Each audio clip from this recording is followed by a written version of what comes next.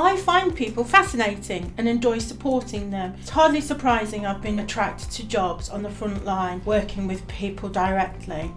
In former jobs as a housing officer, welfare benefits officer, college lecturer, and now as a counsellor, I interact with people whose emotions are heightened by the situations they find themselves in. These roles entail regularly giving and receiving emotionally challenging communications that are mostly confidential. Having ongoing support in the form of supervision has been and continues to be an important aspect of my working life because it provides me with a safe, impartial, non-judgmental and confidential space in which to reflect on my work and, crucially, protects me from burnout, stress, compassion fatigue and staleness.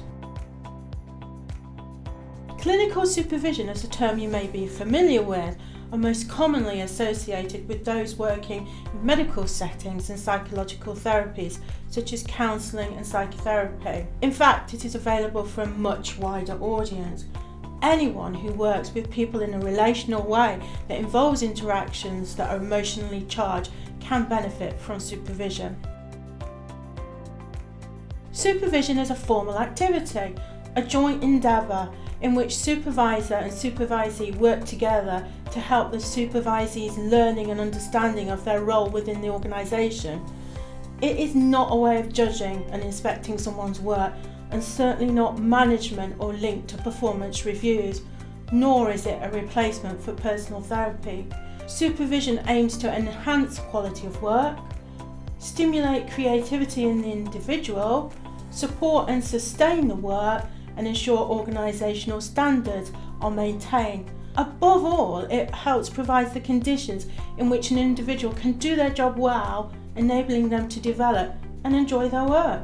A supervisor does this by facilitating open and honest discussions about anything that relates to a supervisee's working practices.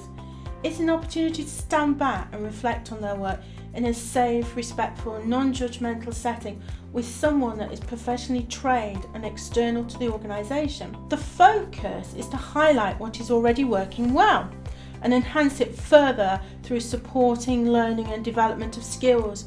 This is not only good practice, it also strengthens the connection between the individual and the organisation. Here at MHeart, we have a supervision service. Once an inquiry is received, the first task is for us to gather as much information about your organisation as we can. Together, we then discuss your supervisory needs and work on a framework and an agreed way of working.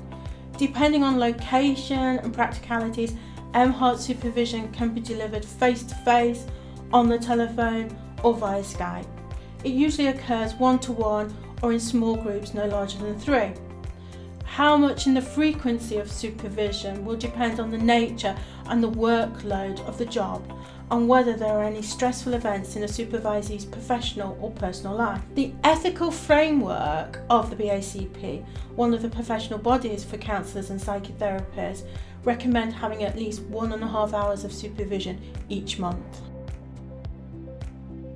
All MHeart supervisors are professionally trained and registered with either the UKCP or BACP. They're 2 of our professional bodies.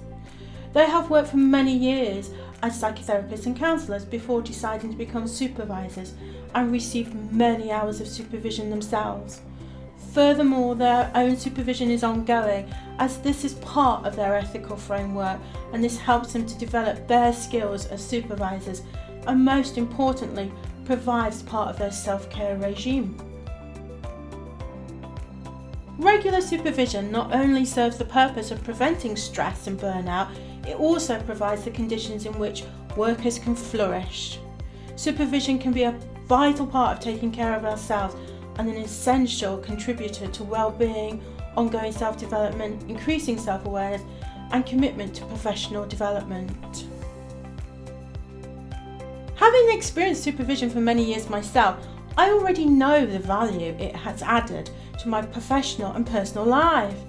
It's not only served the purpose of understanding and furthering my working practices, it has also helped me identify those times when I was heading towards compassion fatigue and burnout. I've learnt to be proactive rather than reactive to my well-being and health.